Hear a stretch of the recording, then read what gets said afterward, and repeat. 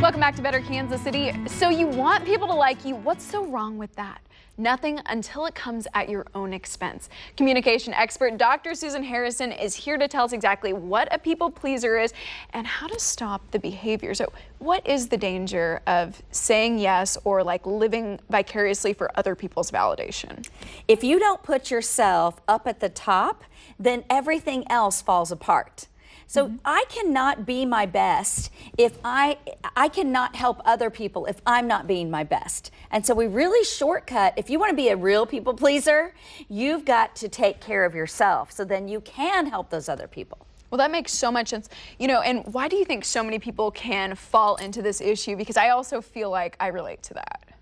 Well, you know, it's good to want to be liked. It's just that some people take it so far.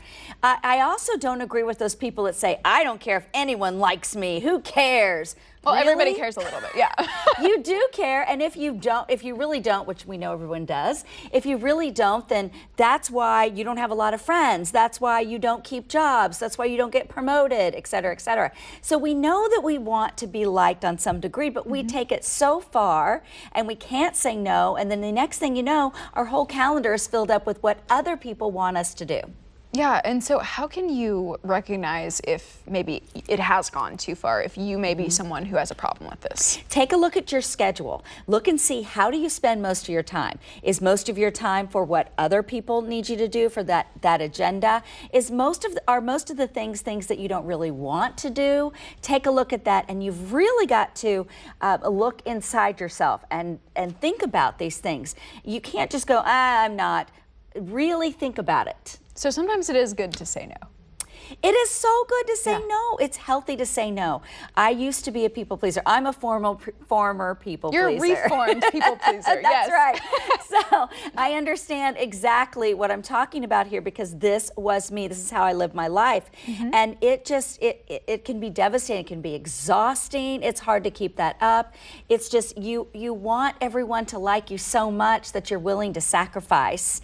And a lot of times people are willing to sacrifice their own families because they'll tell their families they live with no, that's easy, but then they'll say yes to everyone else, and that is where real danger can come in. Yeah, and when you're saying yes all the time, it's sort of like you never get that chance to recharge your battery. That's right, and when you say, that's exactly right, and when you say yes all the time, that means that you cannot give your 100% either. So your yes isn't even that great of a yes.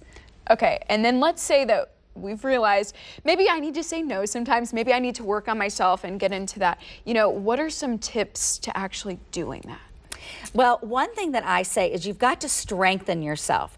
I have a group called In Confidence. It's this workshop, and it's all about strengthening the whole person and how to say no and this type of thing. And I really do stress in this and to any of my coaching clients and when I speak, is that you've got to take care of yourself. You've got to look within, and then you've got to start doing things that strengthen you. So for instance, let's say you realize you're a people pleaser, and one of your issues is saying no with those boundaries. So then you want to start saying no on little things.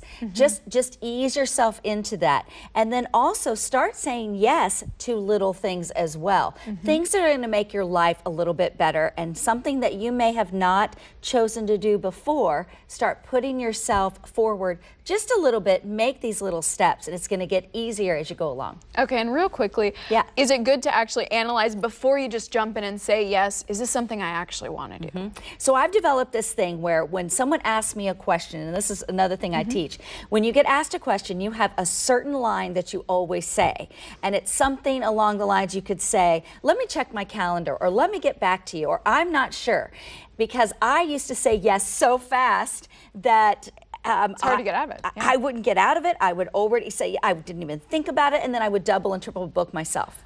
Okay, well, thank you so much for all that advice, Dr. Susan Harrison again. Thank you.